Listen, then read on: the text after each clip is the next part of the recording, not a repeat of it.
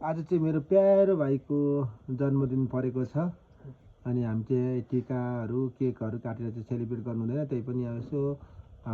यहाँ बुवा मम्मीहरू हुँदाखेरि यहाँनिर मसिना मसिना भाइ बहिनीहरूलाई यसो यहाँनिर यसो चक्लेटहरू खुवाएर यसो केही चिजबिजहरू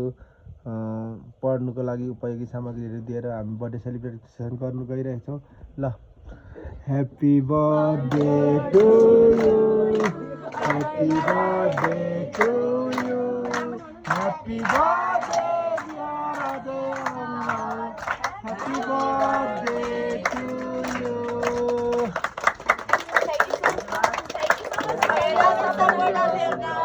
ल है त जन्मदिनको धेरै धेरै शुभकामना छ भाइलाई अब सबैजनालाई यो मैले चाहिँ तिमीहरू अझ धेरै राम्रो पढ्दै गयो भने पछि केही गर्दै गऱ्यो भने चाहिँ अझ तिमीहरूलाई चाहिएको सामग्रीहरू दिँदै हुन्छ सट्टाबाट यहाँ ल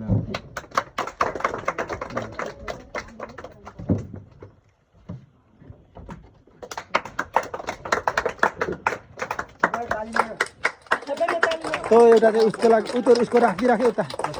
यो प्रजलको अहिले आउँदैन प्रजलले चाहिँ किन अरे प्रजल अहिले उमा गएको छ नि त ल भाइ बहिनीहरू चाहिँ ठुलो भएपछि राम्रो पढ्नु तिमीलाई कल्चरल गराउने बेला भएको छैन कि त्यही भएर यतैबाट यस्तो गर्नु पर्यो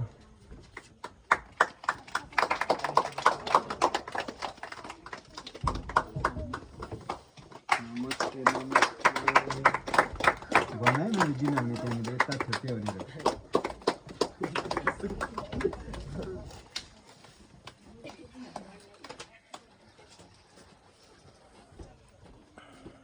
कसलाई हो